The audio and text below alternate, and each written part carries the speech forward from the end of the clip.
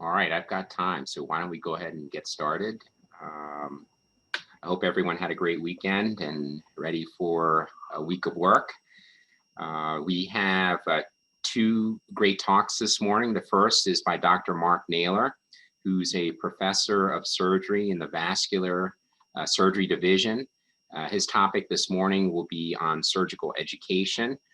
He's a native of Oregon and did his undergraduate training at Oregon State University, then went on to medical school and general surgery residency at Oregon Health Sciences University.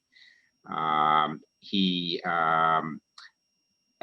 also completed his vascular surgery fellowship there, and then has been on faculty here at the University of Colorado for the past 24 years. He's held many leadership positions in the Department of Surgery. He is the vice chair for education, has served as division chief of vascular surgery, and also is a leader in the Colorado Prevention and Control program, and is the director of the research fellowship there, and is very active and helps guide many of our residents through outcomes research there also. So with that, Dr. Nehler, please go ahead and get started. Thank you, Rich.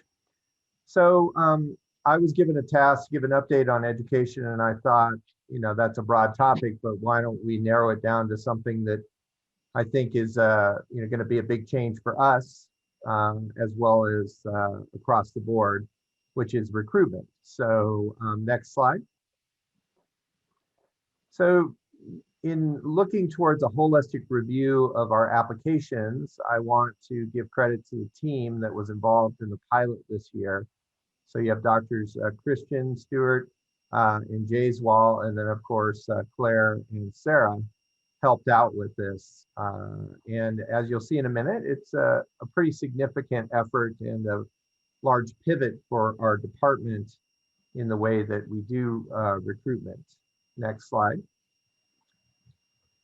I don't have anything to disclose to this particular topic. Next slide.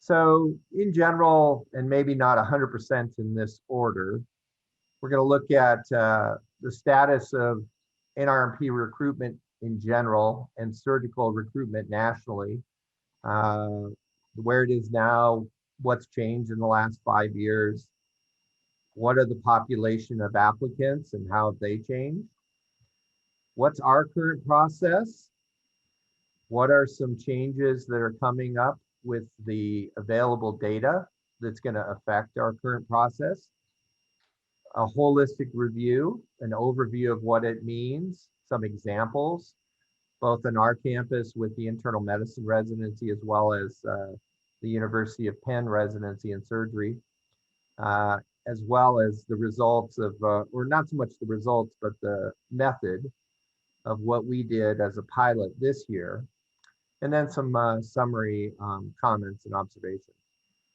Next slide.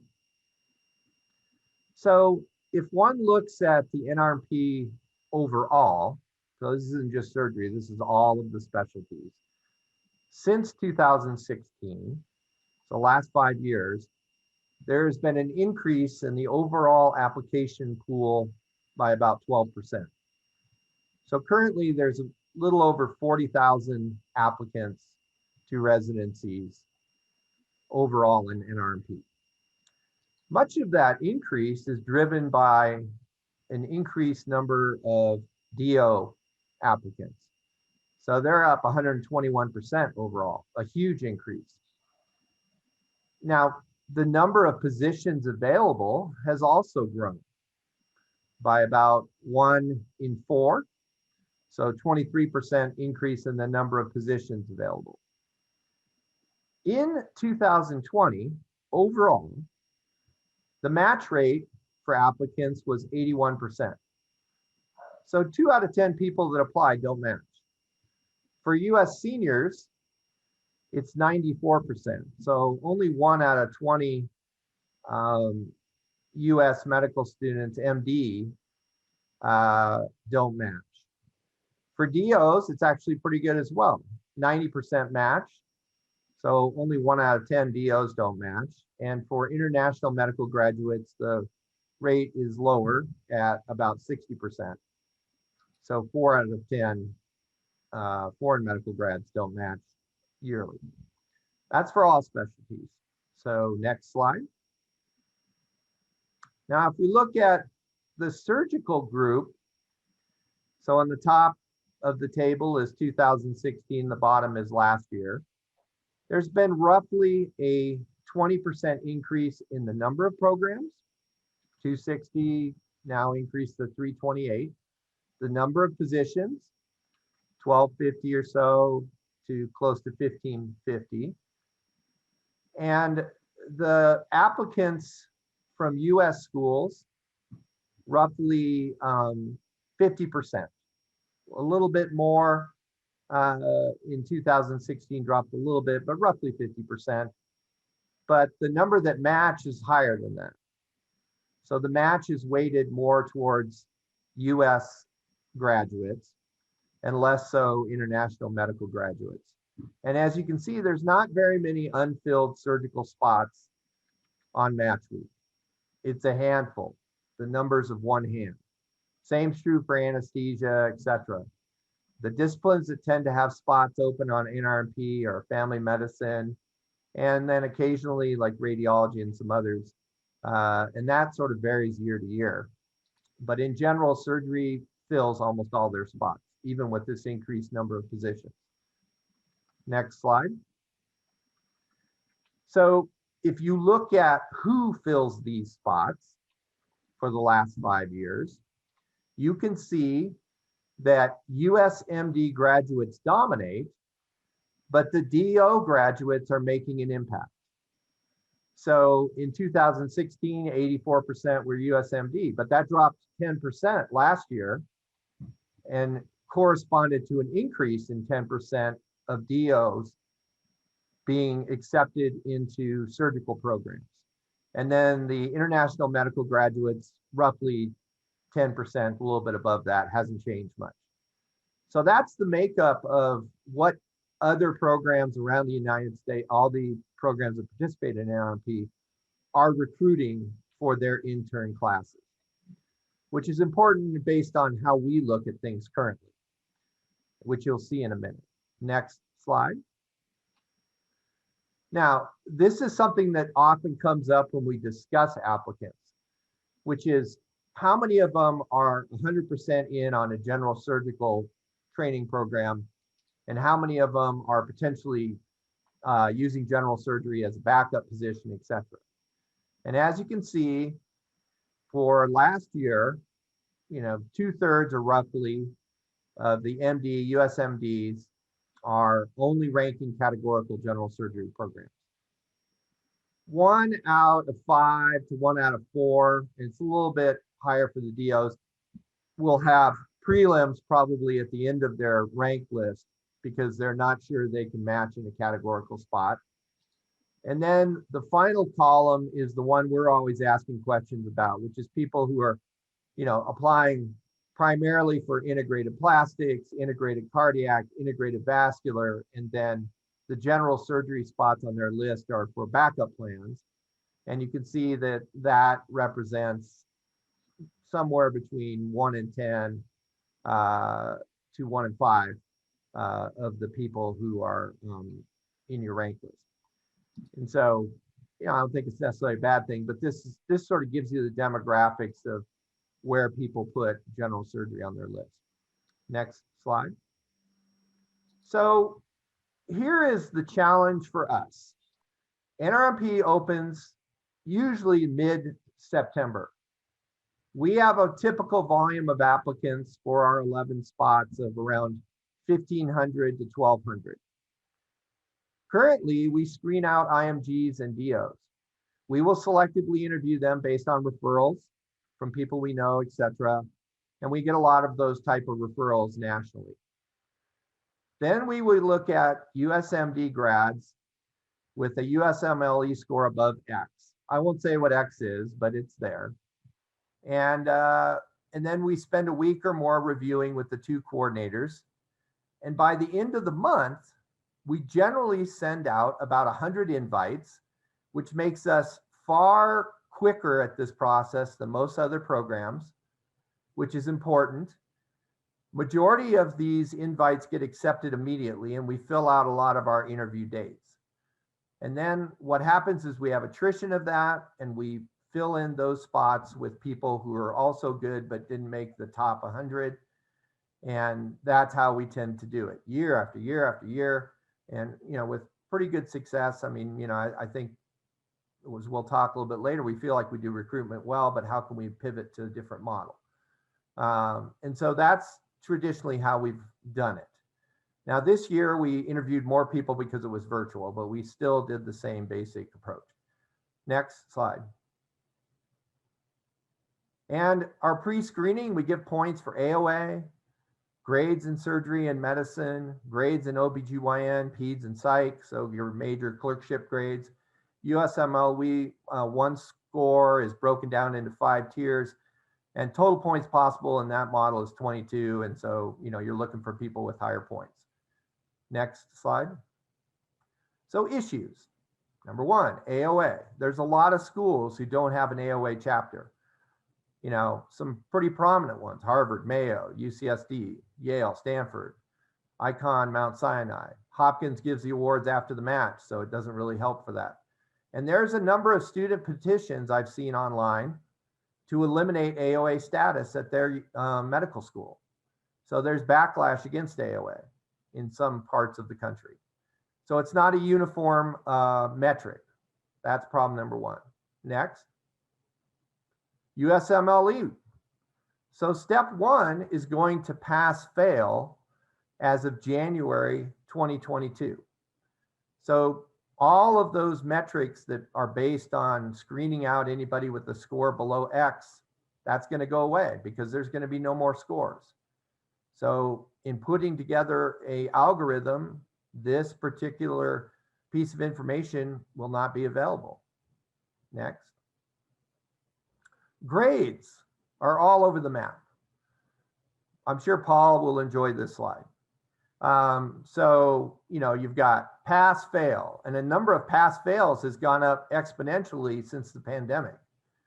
Then you've got honors pass, fail. Then you've got honors high pass, pass, fail. You've got a numerical grade. You've got a letter grade. And then you've got some other that who even knows what that means. And so trying to sort this out where it's fair and equitable across the board, that is going to be very challenging to do. And the whole point of that scoring system is to somehow digest these, 1,000 or whatever applications into something that we can review more carefully. Next slide. So let's look at the definitions of a holistic review from the AAMC. And currently, I would argue that we do a reasonable holistic review once somebody comes to interview. When we are reviewing people, the meeting right after interview, and we're deciding targeting and things of that nature, I would argue that we're much more of a holistic review at that point. But the question is, how can we pivot and do this even earlier in the process? So it needs to be broad and linked to the mission and goals of the institution, and also helping with diversity of applicants. It needs to include the experiences, the attributes, as well as academic performance of the applicant. It needs to be applied equally across the applicant pool. And you can already see that some of the metrics we're using right now don't meet that criteria. It idealistically would be supported by performance data linking those criteria to success. That is aspirational. I think it's going to be difficult. I feel like we have intuition. So people who have done this in their background have done well in this program in the past, for example. People who've been involved in this or that profession, etc., or people from this school have done well here. But whether or not we're going to have actual performance data linking it, I'm not sure. And then what are the potential contributions to the school and to the surgery department that these potential applicants can make. How can they help? I liken it to, we have a locker room, you know, the sports analogy, of course, for me. And how can we, you know, bring people in that are going to enhance the quality of that environment and get us to another level, bring new things to the table, new experiences. Next slide. So this is, of course, a complicated diagram, but you can see in black here, you've got experiences. So some of them are cultural, historical events, political events. Then you've got your life experiences, where you've come from, maybe your research, community service. Then you've got attributes of the candidate themselves. Some of that's demographics, some of it's life experience, etc. as well. Then you've got, you know, what are they interested in? Leadership roles in the past, their curiosity, and then you get down to metrics. And currently our screening program is very centered in the inner part of the circle. It's metrics, metrics, metrics. And so if we're going to do a more holistic screening, then we've got to broaden this circle to involve a lot more of these components, which will mean more time and effort and a system that allows you to make sense of it. Next slide.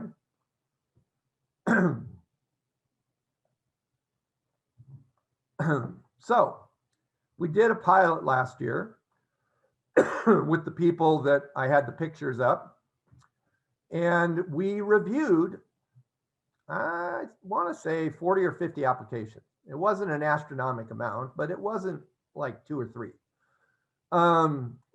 We came up with a new rubric, and you know, the we really was more Doctors Jayswal and Christian and Stewart came up with the metric, but I, you know, reviewed it and agreed with it. And also some representative residents gave some opinions about what would be good. So it involves community volunteerism, academic leadership, academic achievement, but you'll see it doesn't have some of the metrics we talked about, and then publication and research. Next. So if you look at community volunteerism, you know, obviously the more involved you are, if you get involved, you get a point. If you have multiple activities, you get 2. If you've actually led something or, you know, been significantly involved in a leadership role, then more points. If you've actually founded something, then you get even more points. Next. Academic leadership, you know, you participated in some clubs, groups, you were a leader of one of those things, you founded something, you were involved in leadership role in your class at a high level, or at the very top, you know, you were involved in dean's committees, you won leadership awards, things like that. So that would be the academic leadership piece. Next slide.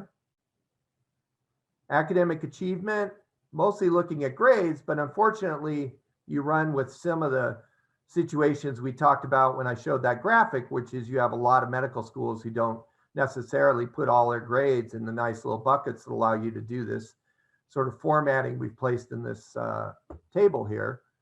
So this, although we used it, probably could use some more work and refinement. Next. And then finally, publications and research, you know, presentations, no publications, then you've got publications in process, then you've got publications that are done, etc. And then you've got first authorship, winning publication awards, etc. We don't have anything out there about number of publications, etc. So I see the question from Robert.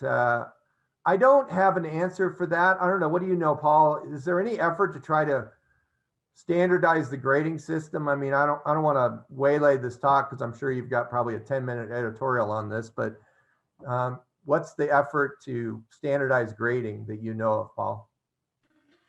There's definitely no uniform process discussed now.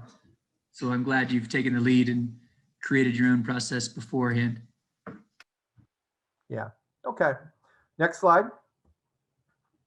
So who else is doing this? Well, it turns out internal medicine's been doing it for several years.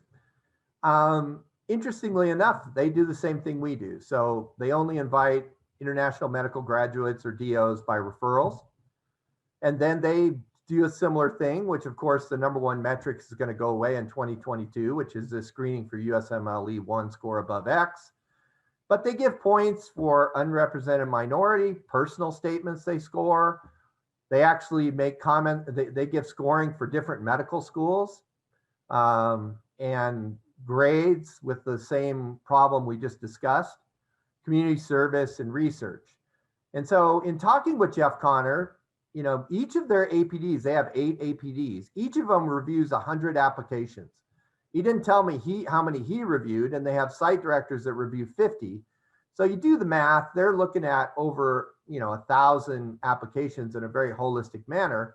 And they obviously have a bigger program than we do. They invite more people, their interviews are more labor intensive. But, you know, needless to say, this is a huge effort from their standpoint. And they have to protect their time during that period of time to be able to accomplish this because, you know, it comes at a certain time every year and it's not negotiable when it happens. Next slide. Now, in surgery, there's University of Penn, and they've actually written about this and they've published on it. And we have a call with them later in this month that Lauren Stewart set up for us that we're going to try to get some more information from them. Next slide. But in reading their article, and Dr. Terry Ahrens has basically been the champion of this, they say they received 1,500 to 1,600 applications. They have 8 categorical spots. They interview somewhere between 60 and 80 students. They have a cutoff. That's going to go away. So that leads to 800 applications. They didn't really say what they do about DOs and IMGs, but they currently have 23 faculty, and they also use residents to review the applications in a holistic manner. And they do implicit bias training before they go on this task. So, you know, that's a pretty significant. I did the numbers of how many spots we have and how many interviews we do. So we'd need somewhere in the low 30s of faculty and residents to accomplish what they're doing with the volume of spots that we interview, et cetera. Next slide. And like I said, we're going to talk with them and try to get some more information later this month. So what are the next steps for this holistic review? Well, I'd like to get a committee of faculty and trainees to look at how we can review our international medical graduates better. You know, they represent 10, 12% of matched applicants. We can't work with anybody who's not an ECFMG. A lot of the foreign applicants have gone to medical school a number of years previously. There's some visa issues we might need to sort out. But I'm not sure we can just focus on recent, you know, people who just graduated medical school, because we have a number that are doing research in various labs for a year or two to try to get into a residency program. So I think that would be committee number 1, to try to do a better job of looking at this issue. It is the foreign medical grad, let's see, I don't know exactly for it, but they basically oversee foreign medical grads, Robert. So, and we're a little bit of a problematic program because we're 7 years because of research, and that could be an issue with visas, et cetera, particularly if they expended a couple years of their visa doing research prior to coming here. But, you know, these are all things we can sort out. So that's the oversight committee for the international medical grads. And I don't know, I can't remember what the mnemonic stands for. Next. I'd like to reach out and get more information on the DO schools and applicants. We've had some anecdotal good success. You know, we've had faculty who've been DO that have been amazing. Our recent vascular fellow was a DO. He was amazing. We've had a number of DO prelims that have all done well. Several of them have gotten categorical spots at programs in the city. And so I'd like to get more information on that. Next. I think the key issue is logistics. How can we maximize the pool of quality application reviewers? Because we have a short time window and we have a large volume to get through. Getting the examples from other programs is helpful, particularly other surgical programs, because I think it's easier for internal medicine to block off that time. We're likely going to have a hybrid interview system moving forward. So we're going to have virtual and in-person options. I think the virtual interviews has helped us tremendously and increased our scope and breadth of where people are coming to interview for our program. And so I'd like to keep that. But obviously I also want some in-person abilities as well. 7 years is a long time to decide you're going to come somewhere without visiting the program in person. I think we have the advantage. We don't have to sell people on living in Denver, but still. And so we're still working that out. Next. Finally, I think it's important to understand that we recruit excellent trainees, but we're very metric focused pre-interview. I think we do, as I said, a more holistic interview day and rank list look at things, but we are excluding a large part of the pool that other people are looking at. And like I said, the metrics we're using are flawed or they're going away. So the challenge is to pivot to the new model, yet maintain the success we have had. So that's my presentation, and I'm sure it's thought-provoking, and I'm happy to, answer any questions we have in the next few minutes. So, Mark, that was a great summary of what we're up against. And one of the things I'm afraid of is, the mechanisms that we've had in place have really resulted in recruiting a terrific bunch of surgical residents. And I am a bit wary of, going in a totally different direction and perhaps not getting the same result. Some of these factors are going away, but I do think there's still going to be enough information where we can still tell who the superstars are. And obviously we want the superstars, and we're getting the superstars now. So it's just a matter of us adapting to this, and it should be doable. But we just have to change our algorithm, a little bit or a moderate amount. But I'm confident we can do it. Yeah, so I'll answer the two chat questions. First, Robert, I think a lot of the fellowships already do a more holistic approach just because they have less applicants. But I'm happy to work with any of them and definitely share what we're doing with them. And particularly some of these things like, looking at IMGs a little bit more and things like that. As far as Sam, any residents who are interested, just email myself or Nicole or Shama, and we're happy to get you involved. The nice thing is we're at sort of the beginnings of the process. So, I think it's a good time to get involved. Should we collaborate? AI? Wow, I don't know. We could. I mean, I'm not against anything, but I haven't thought about artificial intelligence for this, but it could be something that because you are trying to go through a large amount of data in a short period of time, and a lot of it is, hidden in an application that's in text form.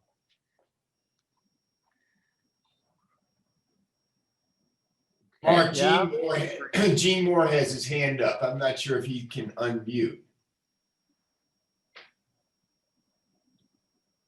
Yeah, thank you, Robert. I'm curious how we define success. Well, I would have to say that at least from a sort of a program director standpoint, it's, are people going out? Are they taking leadership roles? Are they, getting the fellowships they want? Are they translating those into careers that are impactful? I mean, I could say in education that we have an increasing number of alumni who are getting involved in either the clerkship or the program director or the fellowship director mold. And so we're collaborating with them on some research. But, your point's well taken. I mean, success is a bit in the eye of the beholder. I don't want to take any more time, but I'm happy to discuss this more offline, et cetera. Okay. Thanks, Mark.